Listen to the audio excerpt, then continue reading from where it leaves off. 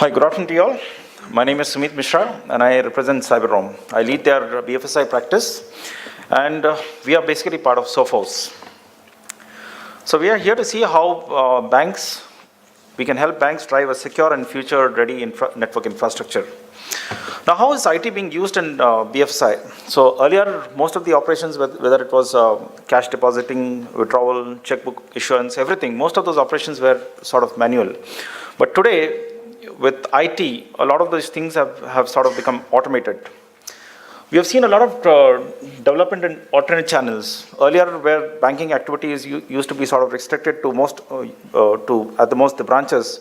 But today, with development of alternate channels, we have seen a huge investment in IT around internet banking, phone banking, mobile banking. Connectivity.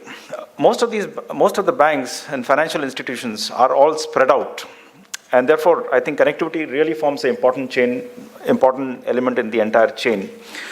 Now, let us also see where IT is being deployed in BFSI. So one among them is customer relationship management, call center, so that you can address your customers better. Cash management, payment services, data warehousing, and data mining, so that you can sort of target your market better. You can address your customers better. Workflow automation. I think going forward, there's going to be lesser and lesser dependency on paperwork, and that's where I think process automation is going to be the key. Audit surveillance. That's another important thing, because not only is it important from your internal know-how perspective, but it's also important from your regulatory compliance, meeting all those RBI requirement. Treasury investments. This is again an important area where we have seen a lot of investment in IT and BFSI. Now, this slide essentially talks about how customer patterns are changing. I remember talking to a CEO of a private bank I think last year, and one of the important things that he marked was it is not India that is growing, it is Bharat that is growing, which essentially means that banks have to now go deeper into tier 3, tier 4 towns, villages. Financial inclusion is one of those things that has been mandated to the banks. So essentially, what this means is there has been change in customer profile. Earlier, the customer used to be more urban. Now you find them, the customers more in the villages and the tier 4, tier 5 cities. So therefore, we see a change in the way the customers are. The customers are a little low on financial literacy. The risk profile is a little higher because obviously they don't have those cyclical cash flows, and therefore the way you target them changes. Cooperative banks and RRBs, or the regional rural banks, I call them as the original custodians of the ones who really went deeper prior to the big banks getting into these small places via financial inclusions. So they were the original custodians of the customers, or they used to really bank those people in tier 4, tier 5 cities, villages. So now these banks also have been sort of growing in stature. Why? Because we are seeing a lot of growing disposable incomes in these places. The population there is young. The literacy level, especially the financial literacy, is also rising. And there is growing consumerism. Obviously, there is that desire to improve their lifestyle. So they're also taking in a lot of loans, home loans, retail loans, and so on. And because of which, a lot of these banks, the cooperative banks, the regional rural banks, they are also investing heavily in IT, especially around ATMs, internet banking, mobile banking, alternate channels, core banking, and so on. So this slide talks about the challenges that these banks face. Now, security is, of course, a big challenge. So wherever there is money involved, security is supposed to be the most important thing. Second thing, obviously, these banks are in remote places, tier 4, tier 5 cities, villages. So connectivity obviously becomes a key challenge there. And then you have host of IT vendors to select from. So how intelligent you make a selection and how well you can integrate these IT vendors is what is the key. And then, of course, you have to integrate the different departments in the organization, and there is always a lack of the right resource, especially deeper into the country where resources are scarce, and especially skilled resources is even more scarce. So the essential thing is, how do you balance security? Now, this is a very important point, balancing security, productivity, and connectivity. So how do you balance these three things without compromising on the other? That's again a key, and that's where information technology really helps. So This slide talks about the incidences that have happened.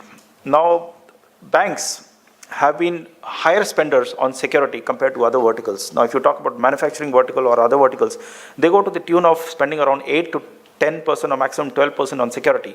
But banks have gone to the extent of spending around 18 to 20% of their IT budgets on security. But still, despite that, you see India still remains really high, or rather in the top 3 bracket in terms of security breaches. And then, of course, we have this challenge of spams, and then a lot of mobile being used, and the attacks on the mobile as well going very, very high.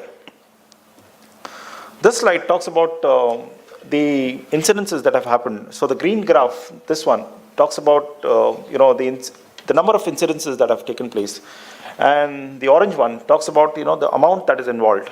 So earlier we saw that the incidences that have taken place and the amount that was involved was pretty much proportional.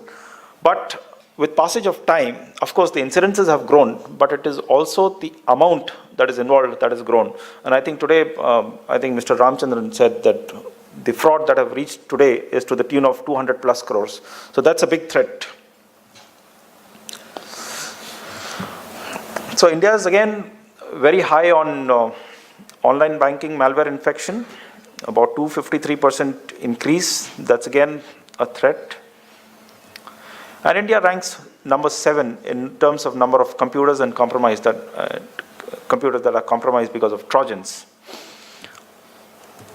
So the whole thing is that, as said earlier, earlier the banking activities used to center around branches, but now with the evolution of IT, a lot of alternate channels have developed: ATMs, internet banking, mobile banking, and so on. So when you're providing or when you're setting up this infrastructure, the most important thing is security. How do you secure this infrastructure? Because if you don't secure this infrastructure, the entire investment is waste, or perhaps it causes a loss of reputation. Because nobody would want to bank with an organization which is not able to secure them. Because any sort of fraud leads to sort of lowering down of customer confidence and a high possibility of that customer migrating to perhaps other competitive bank who can give secure services. So can bank achieve this with a secure and future-ready network?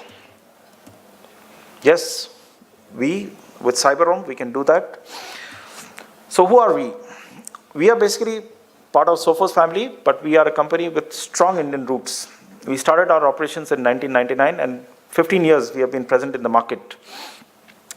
And the best part about us is that since we are a strongly Indian-rooted companies, our R&D team, which comprises of about 300 odd people, is all based in India. Our support center is also based in India, and we have a pan-India presence. And the other thing is, this is again an important point, we have the capability to deliver flexible solution.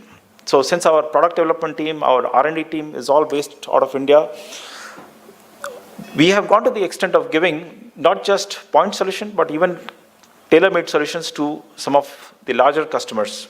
And that's where our advantage lies. And of course, we are present in all range of verticals. Of course, banks, we are of course present, but we are also present in other verticals, manufacturing and so on. And we provide our customers with all security around all layers in the organization.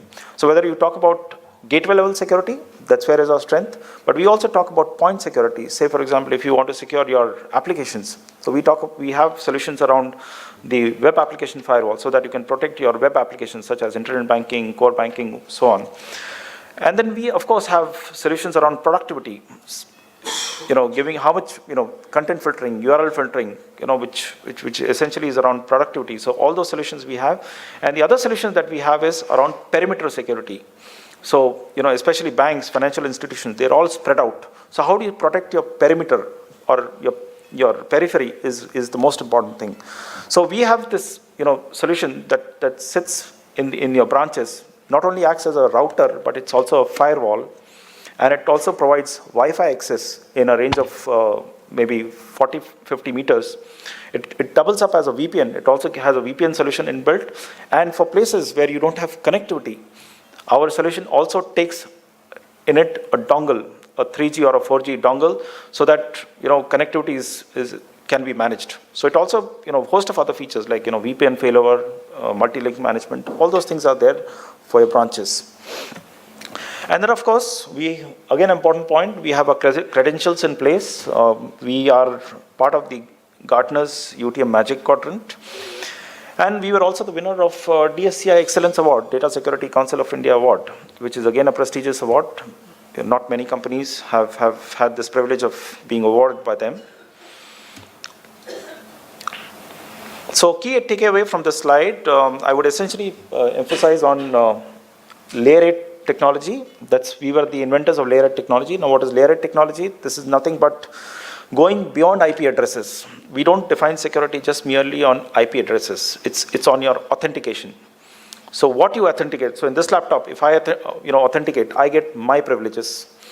Someone else comes, logs in, he gets his set of privileges. So that's what, we have gone beyond IP address based security. So that's a very important layer. The other thing that we talk about is, the web app, the EAL4 certifications that we have. Most important thing, situational awareness, reporting, that's again an important thing. That's especially for banks because it has to meet those RBI mandates. So it's important that whatever systems that you have, you need to have credible intelligence to take right actions.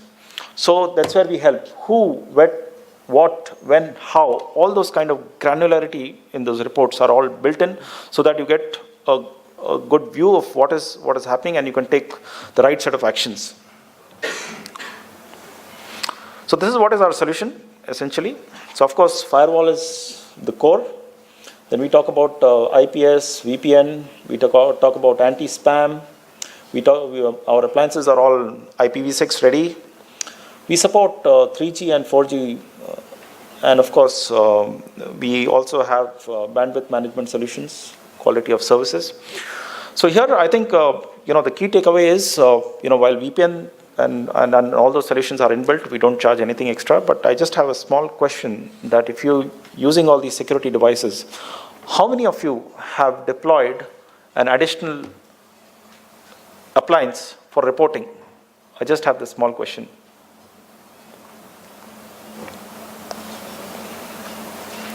Anyone?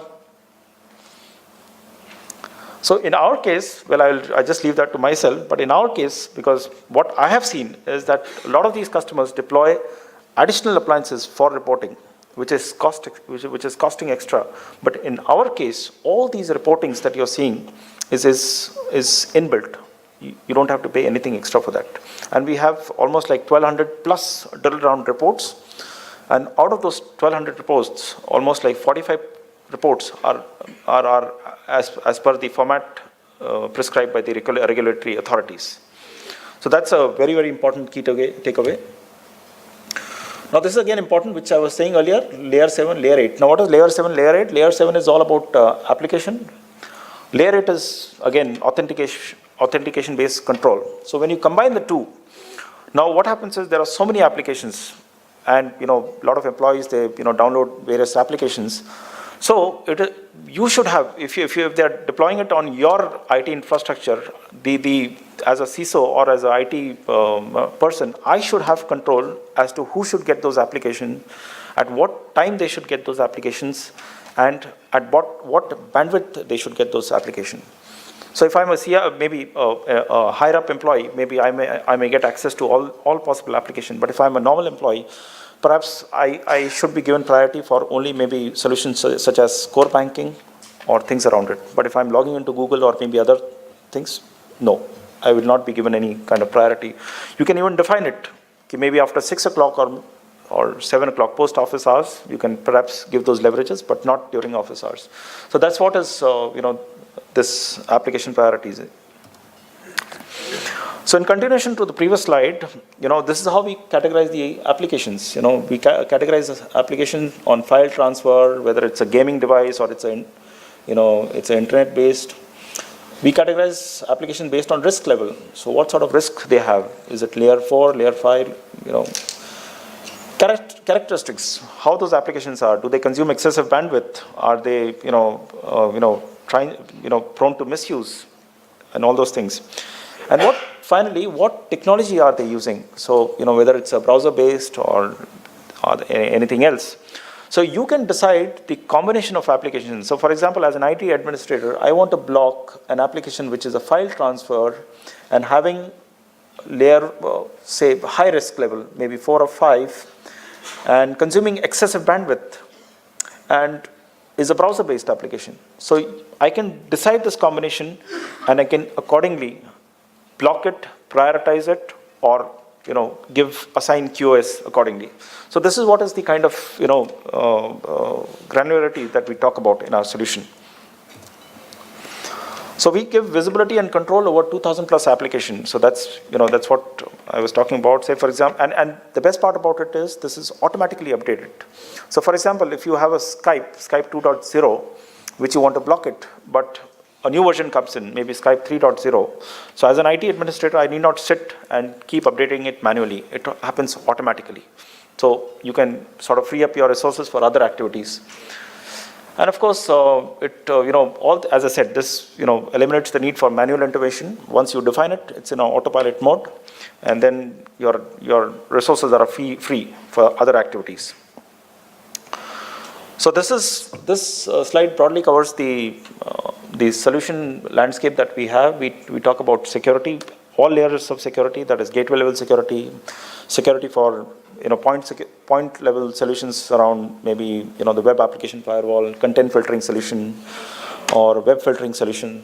And of course, we also talk about the perimeter level security. As I said, the branch level security, where you get Wi-Fi, you get VPN, you get capabilities of a router, plus if connectivity is an issue, then you get those. And of course, centralized management, network monitoring analysis. If you're using multiple appliances, you can manage them centrally. Reporting is free. FlexiPort, that's again important because if you get your service provider who is giving a fiber link, so you can decide the combination, whether you want a 1G, 10G ports inside it. You need not upgrade your appliance for that. Your investment stays protected. And of course, virtualization ready. Our appliances our solutions are all virtualization ready. So if you have a virtualized infrastructure, or we have a solid fit out there. So this is the services that we provide, security planning, and the most important thing is that we are industry's first ISO 20000 certified post-sales customer support operation. Extremely important for banks, because banks, financial institutions are very, very demanding in terms of support because they cannot afford a downtime. So, we have an excellent track record in terms of supporting our customers. And these are the credentials in place. We are EL4 certified, ICSA certification, checkmark certification. We are IPv6 ready. And the other set of credentials that we have is we are present in the Magic Quadrant of Gartner. So that's again a very important achievement, given the fact that we started off as an Indian company before becoming part of Sophos. And of course, we have been recognized by the IDC, the SC magazine, and of course, the prestigious DSCI award. So these are some of the banks that we have. Some of the names you would see are foreign names because we are present in 125 countries. So this is again a reflection of what we have been doing and the strong credentials that we enjoy with our customers. So on that note, thank you. Thank you for your patience listening. And if there are any questions, I can take them either now or I'm anywhere around. So I'll be more than happy to address them. Thank you.